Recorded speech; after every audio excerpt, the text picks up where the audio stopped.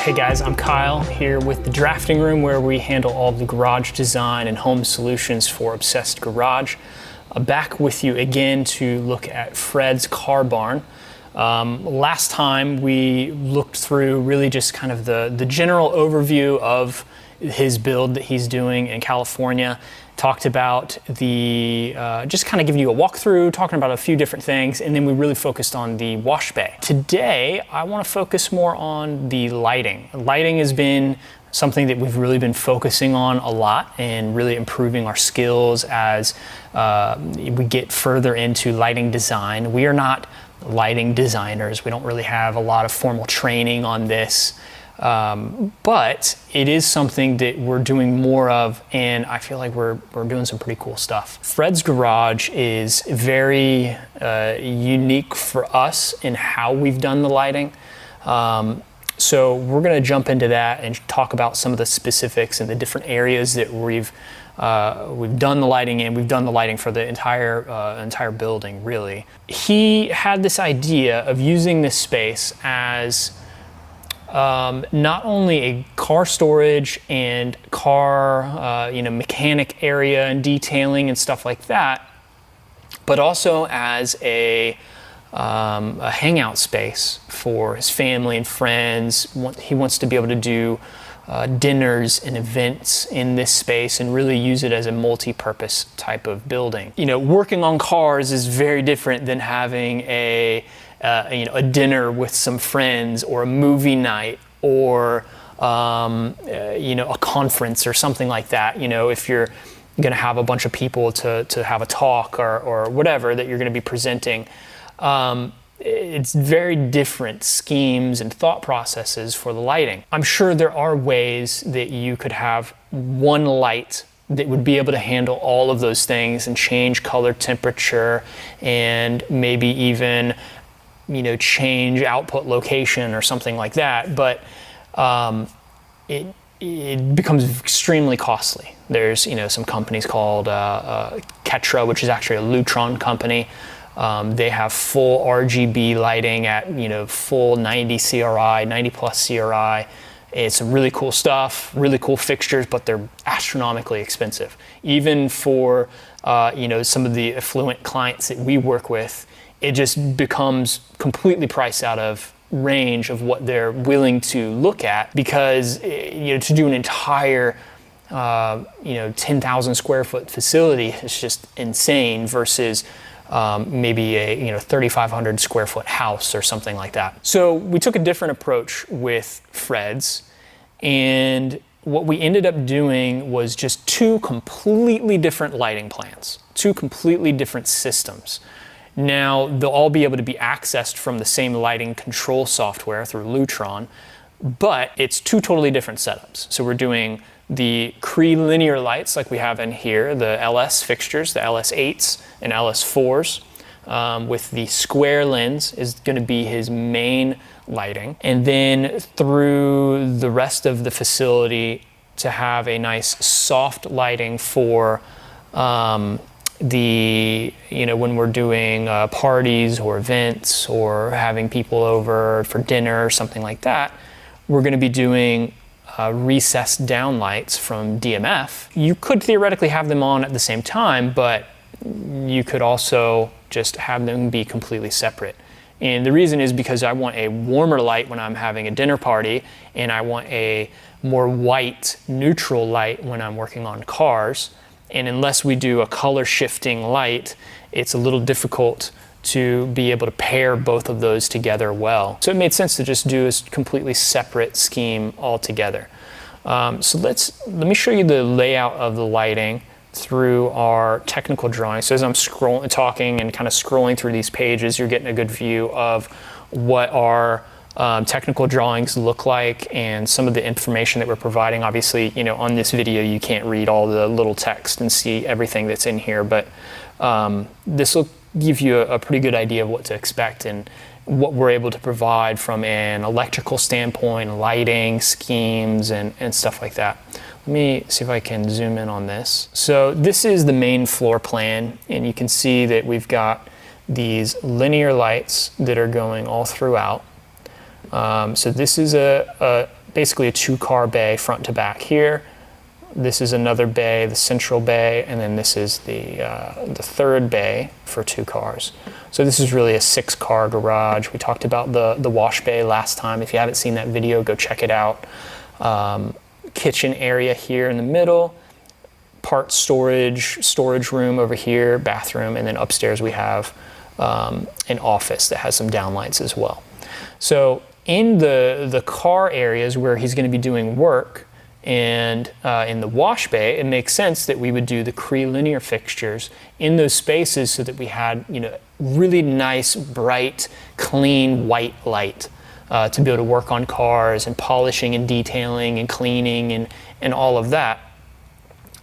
So we did the Cree linear fixtures throughout. We did lighting calculations for all this to make sure that we were hitting, you know, between that 100 to 150 foot candles, which is what we really go for in a work environment. And this setup is perfect. If he wasn't doing anything else in the garage, we'd be done. And this setup would be great for that with the linear lights. So here we are in Fred's garage, and you can see we've got all the lights on right now. If he comes in here and wants to work on his vehicles, he's going to turn on, either use his app on his phone, because Lutron, you know, has an app that we've got all this stuff set up for with the POW packs and the transmitters and stuff like that. He can use the app on his phone, or maybe set it up through, like, you know, Apple Home or something like that, where he just has a command that he gives it to turn on, you know, the work lights, or to turn on, if he wants to do movie night, you know, he could have like a movie night preset or something like that. So we set up this stuff with a few different zones that we'll get into in a little bit. The main thing I want to show now is just the linear lights, because if you were doing your garage and you weren't going to do, you know, multiple different types of lighting because you're not throwing parties and stuff like that, this linear setup is perfect. It looks really cool. It's going to provide a ton of really good lighting. We tuned it so that we would get between 100 and 150 foot candles at the countertop work plane.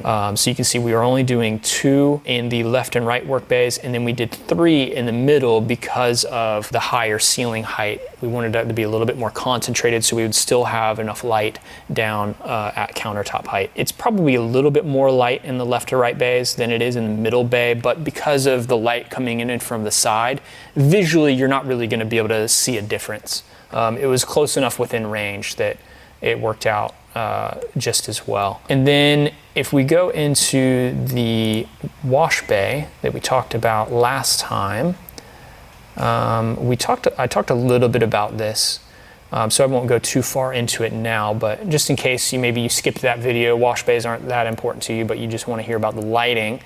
We did a funky setup in here because of the ceiling structure, and also because of the garage door. So the garage door is going to come up like a very normal garage door. Because of the low ceiling, he doesn't have enough room to do a roll-up. So it has to be a normal style rail, as well as he wanted to be able to do the glass front garage doors. So we had to get a little creative with the lighting in here. And I talked about this in the wash bay specific video, but with the garage door up, you know, it's going to come probably into this area right here. It's not going to come all the way to the end of the rail, but somewhere in this area. And depending on where we put this light on the ceiling, it's going to cast a shadow from that edge. So if we put the light more in the middle of the room, it would cast a shadow from the edge of the garage door and would be a problem. So we had to move it over closer to this wall. Well, that means it's going to be casting a shadow onto the countertops. So we put this light in there as well. So that way we're getting as few shadows as possible, still getting a nice bright light for the space. And it's going to be nice and even. Because of the garage door blocking then this light at the front when it's open, If you remember from that video, he's going to actually be using this garage door up all the time because of the small size of this space and the overhang that he's going to have outside. He's actually going to open the garage, pull in, leave it open when he's washing because the back half of the car is going to stick out a little bit. This light being blocked means that we wanted to put some light on the side. And that will help provide more light into this space. So this is a very different layout for lighting, but is very purposeful, and will provide some really good lighting in this space that'll be pretty good. We did set it up with an occupancy sensor. I think we're working with the architects now to add in some more occupancy sensors for different rooms and stuff because of California regulations. It's way different than what we deal with here in Florida, so in most places. That occupancy sensor is super simple. It is battery powered, so it's a Lutron battery powered occupancy sensor that'll last like 10 years or something like that. Very low output. And whenever there's motion detected, it will turn on the lights. I believe you can set it as well, like with a timer, to where like after it hasn't sensed motion for a while, it'll turn off the lights, which is what the California regulations need. That pairs to the POW pack that controls the lights, just the same as the Pico switch that pairs to the POW pack. So you press the button on the POW pack, press and hold the button on the Pico or on the occupancy sensor to start the pairing process. It pairs, you're done. Or if you have a Radio Raw 2 Select hub, or like if you're doing Vive hub or something like that, you can actually, once you connect that hub to your network, you can fire up your app and start then connecting all of your accessories to each other without having to go and physically press the buttons and stuff like that. With a big structure like this, you'd be running all over the place, getting switches and pressing Picos and your POW packs and getting everything to sync up would be a little difficult. Possible, but difficult. So one of the other things we did with lighting controls is we'll see what Fred ends up doing in terms of what he puts on the wall, but we did mark out a spot for an iPad. With the two different systems in this garage, with the recessed down lights from DMF and then the linear lights from Cree, if you start wanting to set up physical switches for all the different zone combinations that you can do, or preset scenes and stuff like that, you're going to end up with a space like this taken up with all of the wall switches. And to me, that's just not practical. Like, yeah, that's nice to have the physical switches, but it's just too much. If I want to turn on the spotlights that are lighting the the artwork up in the top area, and then I want to not have the main can lights on, and I want to turn on just the can light bay that's over the car over here and over on the other side, and I want that to be a scene, and then I want to have like 10 other scenes. Doing that all through switches becomes really cumbersome, and then you're hunting through to try and figure out, okay, which scene is it? Oh shoot, that wasn't it. Oh shoot, that wasn't it. And it's just a pain in the butt. With an iPad that is dedicated for using the Lutron stuff, that makes it a lot easier, and you can have certain presets on there. You can customize your presets and change them at any time, and it makes it way easier to just, okay, I just want to push that on. You can name them so you can actually see the name and know what you're doing rather than trying to memorize what your switch is. So we did the 3 switches on the wall. One is to control the outside lights. And then we just have 2 main switches for all of the lights in the main space. So you have one switch that controls all of the linear lights, and then one switch that controls all of the DMF recessed can lights. And just to make it easy so that we don't have 27 switches on the wall that we have to figure out, and then everything else is done via the iPad. We wanted to keep it nice and simple, nice and clean, makes sense. I think to us, and it makes sense to Fred as well. I can show you a little bit of the scenes that we did. So this is the recessed cans that we did for, this is like the center area, this is the left and right bays, And I guess we also did it so that it would, I mean, and we can set it, you know, when it comes time to install and program all this stuff for Fred. You know, we can modify this and have it be however, but we had this switch turn on the other lights in the kitchen and the storage room as well. So basically the one switch will just turn on all of the cans downstairs and control, you know, brightness, or just be full on or have the preset. And then the other one will control all of the linear lights with just the touch of one button or one switch. So that'll be nice and simple.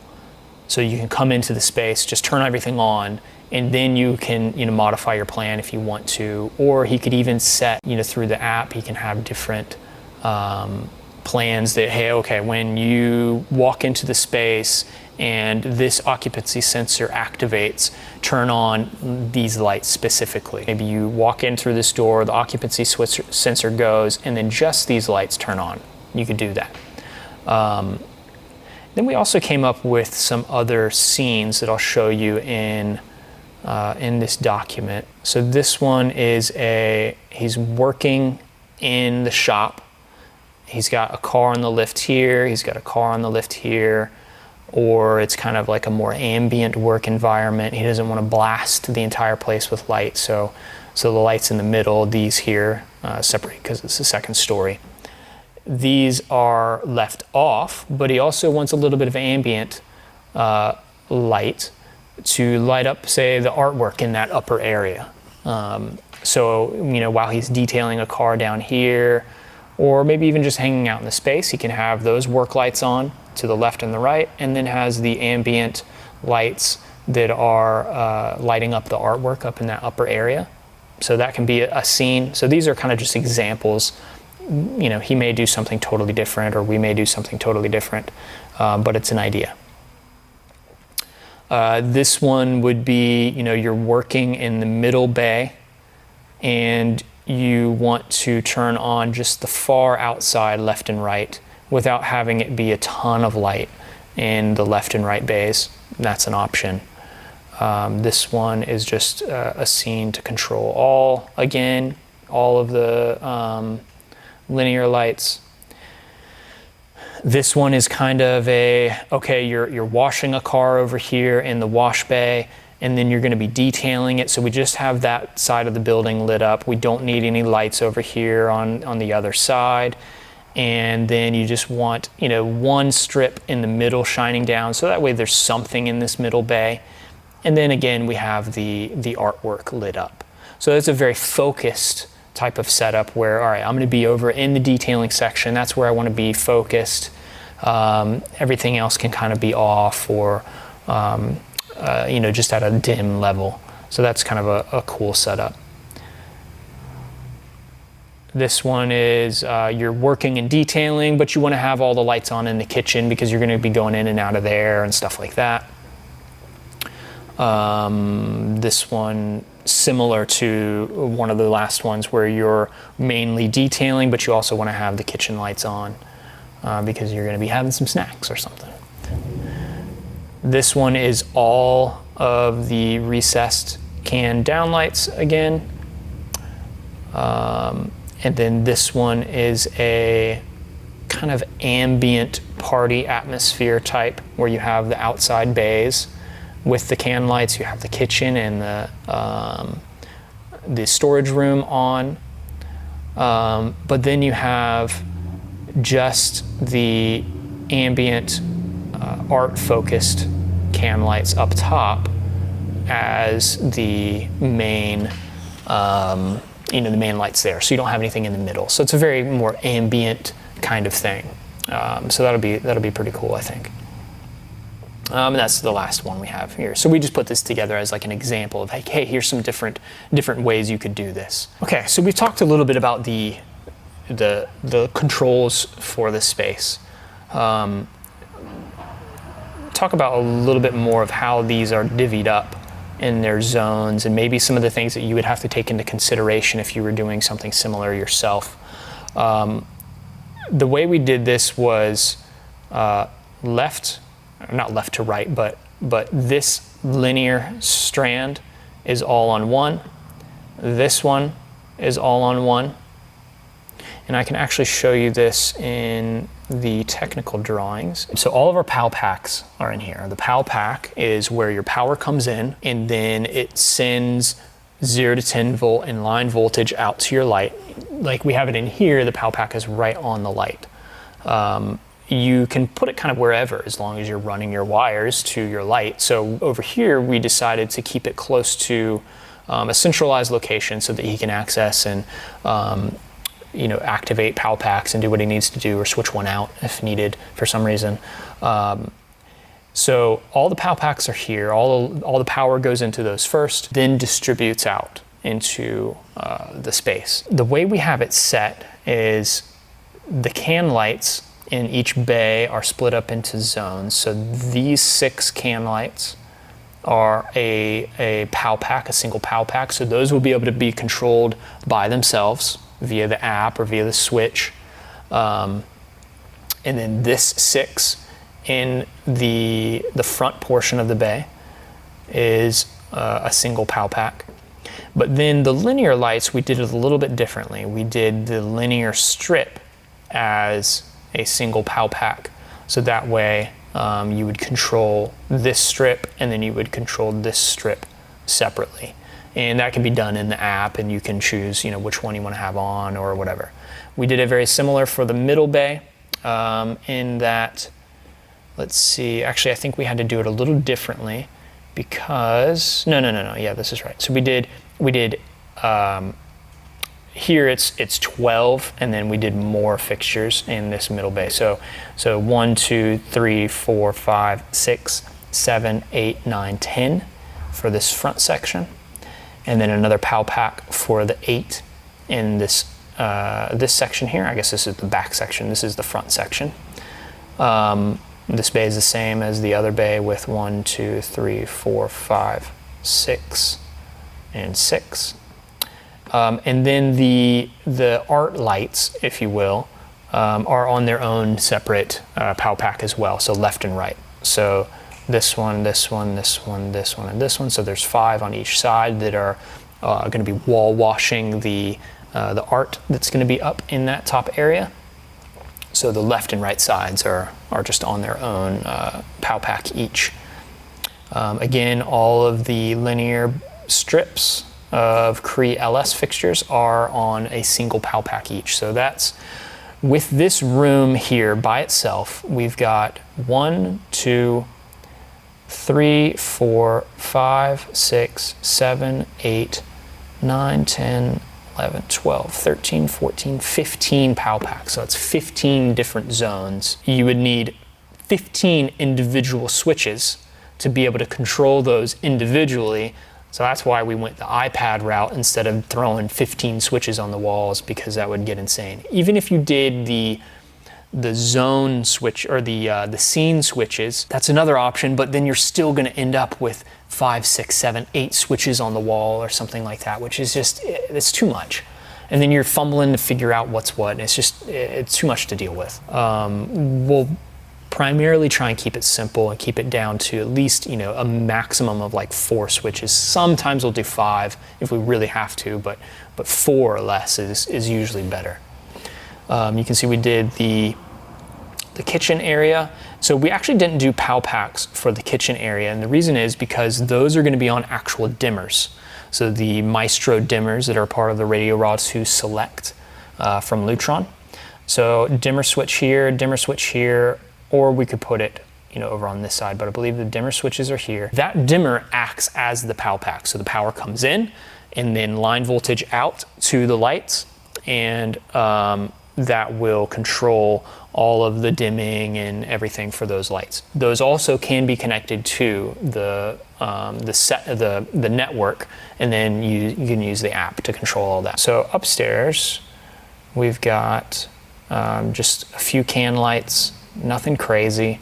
We've got that again connected to a dimmer switch, but that can be connected to the app setup as well. And then we did also, we don't do a lot of these, But in the kitchen area and the stairs going up, we did, and I'll show you in the 3D view too so you can see these, but we did 3 of the DMF DCC lights, which are their custom fixtures, which are really cool. Let me see if I can pull those up for you and show you a little bit of what I'm talking about. All right, so in this kitchen area, we wanted to provide a little bit more light and ambiance for the stairs going up. So that way, if Fred was going in and he just wanted to go up into his office, he could have basically kind of light his path towards going towards the office, and have, you know, maybe just some of the can lights in one of the main bays come on, or the art lights that are up in the top area. And then without having to turn on all the kitchen lights or anything, he could have these kind of ambient lights come on in the stairwell. So these are or a representation of the DMF DCC cylinder custom lights, which are really cool. So we've put 3. There's another one kind of up in the stairwell up here. And these are really just to create some ambiance and to light the stairs as you're walking up if you don't have any of the other lights on, or even while the other lights on, it'll just add a little bit of extra flair and light the stairs really well. Since we don't really have a light that's over the stairs, it's a great option. So we can have these be up firing and down firing, which is pretty cool. If you wanted to have some artwork up top or something like that, you could have a wall wash or the adjustable light go in there. So these hold a normal DMF DRD2 or a DRD4, which is the adjustable version, and you can kind of just, it's super modular, so you can really just make it however you want. So let me go ahead and pull up the web page and I'll show you what those look like. Okay, so here's the DMF website, and actually here's the DCCs right now. I just went right to the page, fortunately. So this is a modular light, and you basically have the cylinder that comes in a couple different sizes, or 3 different sizes, and you can use different mounting options, different attachments, different lenses and stuff like that to really create, like, I think they have like over 1 million configurations. So we've spec'd these out a couple times. They get expensive really quick. So you're looking at, you know, between probably $500 to $900 depending on how you spec it out. So they're not cheap for just a single little light, but used sparingly, I think they're a really cool solution. Or you could just, you know, be a baller and just put them everywhere if you want to. Here, scrolling through, you can see some of the different configurations. You know, you can do a hood type of thing if you wanted to have some pendants over your island in your kitchen, or you can have a nice glass option, or a more squared off type of hood. You can have a surface mount type of light. You can have a wall mount option. So there's a lot of different ways you can do this with a lot of different light options, because you can use any of the DRD2 modules or the DRD4s. So there's that wall wash that I was talking about. So this is a really cool fixture that we try and use as much as we can in appropriate spaces. So for Fred's stairwell, perfect opportunity. I believe we probably did the hyperbolic trim, which we really like. Looks really cool, works really well. Here's the wall mount attachment, so you can do a wall mount. You can either have it be capped off, or you could do an uplight, which is pretty sweet. So let's see if there's some good photos in here. Yeah, there's not really much in there that shows you, but that's what we're going to be doing in the stairwell. So really cool option. We're only doing 3 of them, so it's not going to be astronomically expensive, but it's going to add a very cool feature for the stairwell going up to his office, and really kind of invite and light the path going up, which I think is going to be really cool. DMF throughout here, like I talked about earlier, it kind of really flows into this other space. Oh yeah, I did forget that because of the structure, this ceiling goes up just like in the wash bay. So we've got the kind of the break in the ceiling there, but it's going to be cool. It's going to flow together really well. We've got lights in the bathroom, obviously, too. Okay, so real quickly, I just wanted to show you what it looks like when just the linear lights are on and all of the can lights are off. Now, it's not as apparent as it would be in person, but hopefully it'll give you a little bit of an idea. So this view here is if we were in the garage and we had, basically just turned on all of the linear lights. It's gonna light the area fantastic for when we're working on cars. It'll look cool too if you have somebody over. It's not like it's a bad area to hang out in and you have to have that second set of lights, but it's not gonna be as warm as the other way. In the software, we don't have it set or tuned right now to where the lights are an accurate temperature. So when I switch you back over to show you what it looks like just with the can lights, keep in mind that I'm not showing you the warmth necessarily that that's going to provide, but I'm just showing you the difference in lighting and how things may look with shadows and stuff like that. So bear with me for a second. I'm going to get us switched over to that. Okay, so I went ahead and turned off all of the linear lights, so now you can see the recessed cans and how that's going to look. Now obviously the way the light's interacting is not absolutely perfect compared to what you would see with your eyes, but this gives you a little bit of an idea of what it's going to be like when just the can lights are on, and it's going to be a pretty cool effect. I really like can lights, and I especially like how we're going to have some of them highlighting the walls up here. Where he's going to have some art and stuff like that.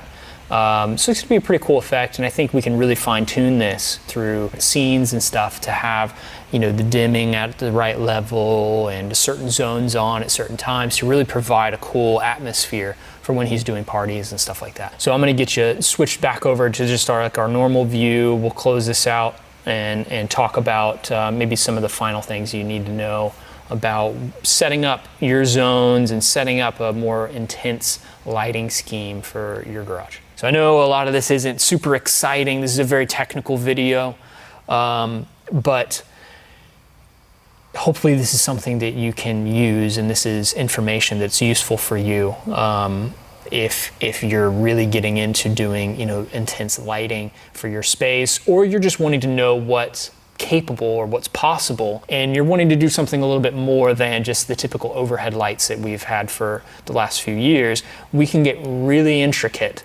with the lighting design with using Lutron and then using the different actual lights that we have through Cree and DMF. Last week we talked about the wash bay. Now we're really focusing on the lighting and talking about the controls that you'll be possibly looking at if you're going to do a really intense setup like this. We talked a little bit about the simplifying those controls and what that would look like if you just had like a 2-car garage.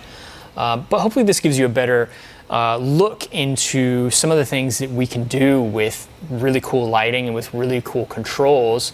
Maybe that expands what you thought was possible for your own space, and you can start digging into some of the cool things that can be done with Lutron or with DMF. We'll have more specific videos later, maybe not done by myself, but maybe by Matt or one of the other guys that will really dive into the specifics of Lutron and getting like Radio Raw 2 Select set up in your house, or how to use PAL packs and Picos. So be on the lookout for those videos. If you have any more questions yourself about some of this stuff that we didn't really cover in this video, be sure to reach out, design@obsessedgarage.com or support@obsessedgarage.com, and we can hopefully answer those questions for you. All of this stuff, it's a little difficult to figure out on your own sometimes on the website in terms of buying it and what you need to buy. If you have a cool space that you'd like to work with us on and have us help you design it and figure out what your lighting plan needs to be and provide some documents for you that you can share with your contractors or with your architect, definitely reach out. We can help you with that and set something up really cool for your garage. So that's design@obsessedgarage.com, and we can get you sorted out with that. Hopefully you got something out of this video that you can take and use in your space. If not, I think it's just really cool to see all the different garages that we're working on. And, you know, we've got the car barns like Fred's, we've got the garage condos, we've got normal 2-car garages, everything in between. So it's been really cool to share some of these with you. Hopefully you're enjoying that process and seeing some of the inside of what we're designing and what we're doing. Next time we'll probably be doing maybe a cabinet focused video with Fred's Garage. I've got another video that's going to be really cool, Bat Cave underground garage that we'll be putting out here pretty soon as well. So that'll be a cool one to check out. So again, if you need any other help with anything, design@obsessedgarage.com. We'll see you guys next time.